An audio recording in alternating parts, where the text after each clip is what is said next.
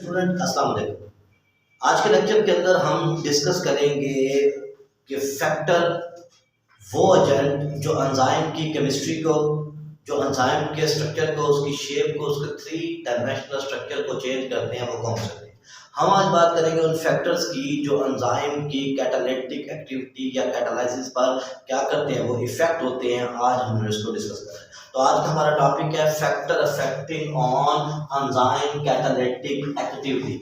ये हमारा टॉपिक है। देखिए, एंजाइम की जब हम बात करते हैं तो हम कहते हैं कि एंजाइम जो है वो 3 डायमेंशनल ग्लोबुलर प्रोटीन है। इसका मतलब इसकी शेप, इसकी कॉन्फ़िगरेशन मैटर करती है। दूसरी चीज जो मैटर करती है वो मैटर करती है इसके ऊपर मौजूद जो ये एक्टिव साइट है, इस एक्टिव साइट के अंदर मौजूद जो अमीनो एसिड की सीक्वेंस है, जो चार्ज है, वो मैटर करता है। इसके अलावा इसकी जो केमिकल कंपोजिशन होती है वो मैटर करती है। तो हम कहते हैं कि हर एंजाइम के स्पेसिफिक फंक्शन के लिए उसकी स्पेसिफिक केमिस्ट्री है और उसकी स्पेसिफिक शेप है। तो ये मखसूस शेप और मखसूस का तरीका है, उसकी केमिस्ट्री उसको क्या करती है, इस काबिल बनाती है कि वो मखसूस केमिकल रिएक्शन को प्रोसीड कर सके। तो कोई भी कॉजेटिव एजेंट जो उसकी केमिस्ट्री को, जो उसकी शेप को, जो उसकी केमिकल कंपोजिशन को क्या करता है, चेंज करता है, आल्टर करता है और रेट ऑफ रिएक्शन को भी आल्टर करता है, तो हम उसे कहते हैं कि वो कॉजेटिव एजेंट क्या, वो फैक्टर है। तो वो कौन से फैक्टर जो हम डिस्कस करेंगे, पहली चीज है एंजाइम कंसंट्रेशन। देखिए, एंजाइम कंसंट्रेशन मैटर करती है इस पर कि हमारे पास सबस्ट्रेट कितनी है। हम कॉमनली कहते हैं if we increase the concentration of enzyme the rate of reaction will be increase. अगर हम एंजाइम की कंसंट्रेशन को बढ़ा दें तो रेट ऑफ रिएक्शन क्या हो जाएगा, खुद ब खुद बढ़ जाएगा। तो increase the concentration of enzyme, more क्या होंगी, एक्टिव साइट अवेलेबल हो जाएंगी। एंजाइम की कैटालिटिक एक्टिविटी उसकी एक्टिव साइट पे होती है। जितना ज़्यादा हम एंजाइम डालेंगे उतनी ज़्यादा एक्टिव साइट क्या हो जाएगी, वो अवेलेबल हो जाएगी। जितनी ज़्यादा एक्टिव साइट अवेलेबल होंगी उतनी ज़्यादा सबस्ट्रेट क्या होगी, वो एंजाइम के साथ मिल पाएगी और प्रोडक्ट को बना सकेगी। इसका मतलब कंसंट्रेशन इंक्रीज करने से असल में एक्टिव साइट को इंक्रीज किया जाता है। जब एक्टिव साइट इंक्रीज हो जाती है तो rate of reaction ultimately increase हो जाता है। ये तो है कॉमन बात, लेकिन इसमें मैटर करती है क्या चीज, सबस्ट्रेट। अगर जो है वो सबस्ट्रेट हमारे पास मौजूद है, क्या चीज, लिमिटेड, तो लिमिटेड सबस्ट्रेट होने की वजह से क्या होगा कि जब हम एंजाइम कंसंट्रेशन को बढ़ाएंगे रेट तो हो जाएगा इंक्रीज, लेकिन जैसे ही सबस्ट्रेट कंज्यूम हो जाएगी तो एंजाइम की एक्टिव साइट अवेलेबल होने के बावजूद भी सबस्ट्रेट नहीं होगी जो एंजाइम के साथ क्या कर सके, जो एंजाइम के साथ इंटरेक्ट करके एक प्रोडक्ट बना सके। तो इसलिए जो है लिमिटेड के अंदर enzyme concentration rate of reaction को बढ़ाती है, but up to a certain limit, उस लिमिट से ऊपर नहीं जा सकते। अगर हमारे पास सबस्ट्रेट की मिकदार है अनलिमिटेड, बहुत ज्यादा मिकदार है, फिर क्या होगा, अनलिमिटेड के अंदर जो है वो क्या होगा, रेट ऑफ रिएक्शन इंक्रीज होगा।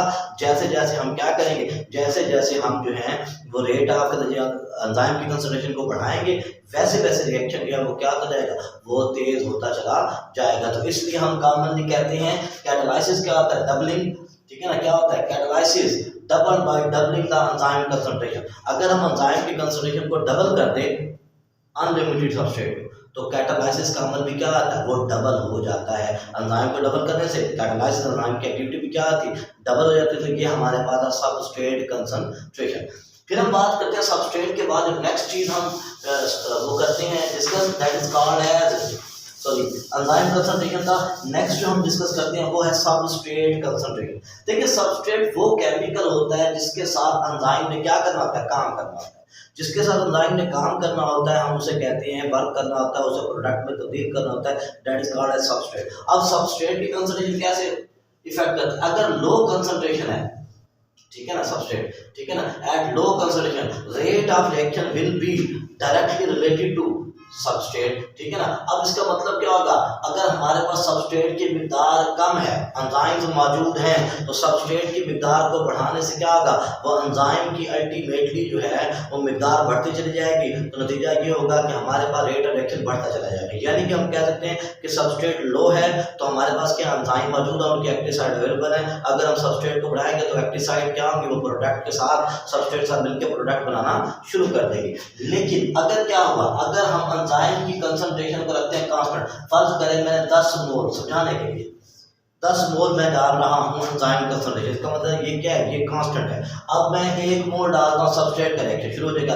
4 करता हूं रिएक्शन वो डबल हो जाएगा, 4 से 8 करता हूं वो डबल, 10 करता हूं तो रिएक्शन मैक्सिमम पहुंच जाएगा। लेकिन अगर मैं 10 से 12 मोल कर देता हूँ सबस्ट्रेट के कांस्टेंट कंसंट्रेशन ऑफ एंजाइम, तो प्रॉब्लम ये होगा कि एंजाइम की जितनी भी एक्टिव साइट है वो सारे के सारे ऑक्यूपाइड होंगी। When all the active site of all enzymes are occupied by the substrate, then the increment in the substrate does not increase the rate of reaction. Why? Because all the active sites of the enzyme are saturated. So we can say that this condition is called as saturation of enzyme. Saturation enzyme is that condition in which all the active sites of enzymes are being occupied by substrate. तो इसलिए क्या होता है, हम उसे saturation state कहते हैं। जब तक उसे प्रोडक्ट में तब्दील नहीं करेगा तब तक वो फर्दर जो है वो सबस्ट्रेट के साथ मिलकर जो है ES कॉम्प्लेक्स नहीं बना पाएगा, प्रोडक्ट नहीं बना पाएगा। तो ये कंसंट्रेशन के बारे में था, किसके, ये सबस्ट्रेट कंसंट्रेशन किसका मैटर करती है। फिर हमारे पास आता है टेम्परेचर। देखिए टेम्परेचर हमेशा मैटर करता है, क्योंकि जैसे ही हम टेम्परेचर को बढ़ाते हैं तो उससे क्या होता है, उससे मॉलिक्यूल की काइनेटिक एनर्जी बढ़ जाती है। मॉलिक्यूल की काइनेटिक एनर्जी बढ़ती है तो असल में उनका क्या बढ़ता है, उनका कुलयन बढ़ जाता है। और कुलयन में से होता है फिर एक इफेक्टिव कुलयन, एक ऐसा कुलयन जिसकी वजह से मॉलिक्यूल आपस में कोलाइड करें और प्रोडक्ट बना दे, हम उसे कहते हैं इफेक्टिव कुलयन। तो रेट ऑफ रिएक्शन जो है वो टेम्परेचर को बढ़ाने से क्या होता है, वो बढ़ता रहता है, लेकिन ये भी अप टू अ लिमिट तक होता है। इसका मतलब increase in temperature increase the rate of reaction, एक हद तक बढ़ाएगा, उससे ज्यादा नहीं हो सकता। क्यों? क्योंकि जैसे टेम्परेचर ज्यादा होता जाएगा मॉलिक्यूल की काइनेटिक एनर्जी क्या होती जाएगी, इंक्रीज होती जाएगी। उस इंक्रीज होने की वजह से जो एंजाइम के अंदर 3 डायमेंशनल स्ट्रक्चर है, वो जो पॉलीपेप्टाइड की चेन है, वो चेन क्या शुरू होगी, वो चेन टूटना शुरू हो जाएगी। जब वो चेन टूटेगी तो वो डीफॉर्म हो जाएगी, उसकी शेप क्या हो जाएगी, बदल जाएगी।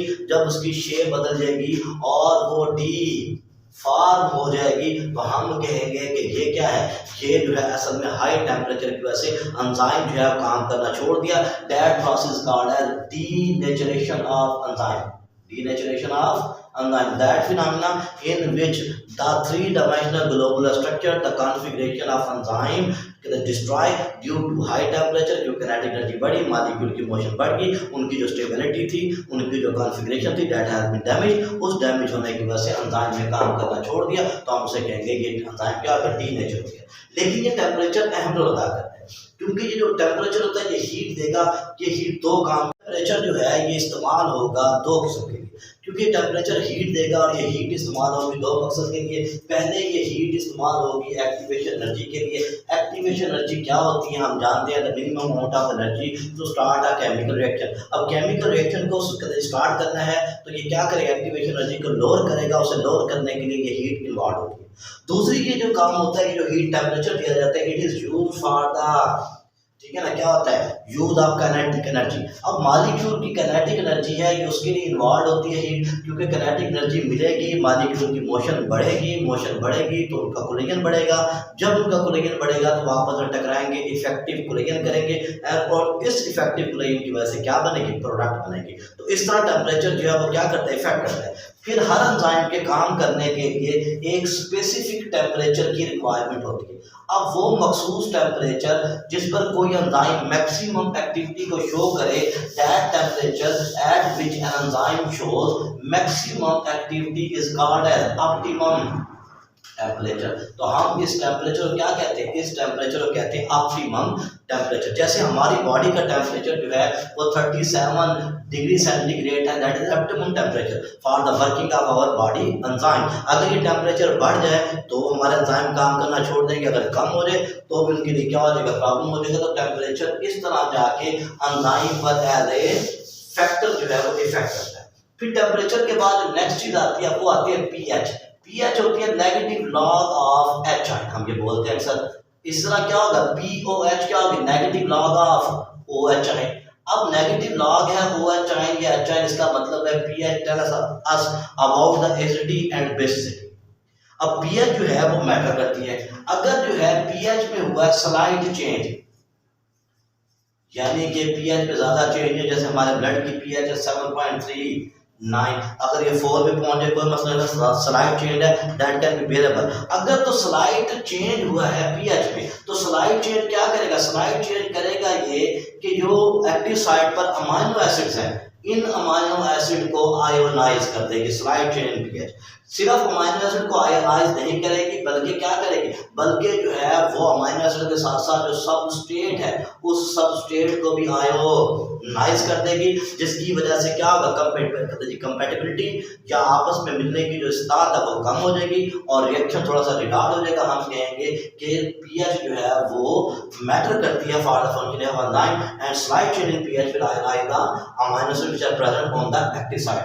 एंड अगर ये तब्दीली होती है ज्यादा, ठीक है ना, अगर ये तब्दीली होती है ज्यादा, हार्श तब्दीली होती है, तो उससे क्या होगा, उससे होगा ये कि हाई तब्दीली की वजह से, हार्श चेंज की वजह से, मोर चेंज की वजह से क्या होगा, एंजाइम डीनेचर हो जाएंगे, वो अपना काम करना छोड़ देंगे, उनका ग्लोबुलर स्ट्रक्चर जो है वो डैमेज हो जाएगा, 3 डायमेंशनल स्ट्रक्चर जो है वो डैमेज हो जाएगा। इसलिए क्या होता है, इसलिए पीएचबी जो है वो एज अ फैक्टर है जो एंजाइम की एक्टिविटी को डिस्ट्रॉय कर सकता है या से जो है वो अल्टर कर सकता है। अब हमारे पास जो आज का लेक्चर था उसमें हमने डिस्कस किया कि वो फैक्टर जो एंजाइम की एक्टिविटी को क्या करते हैं, इफेक्ट करते हैं।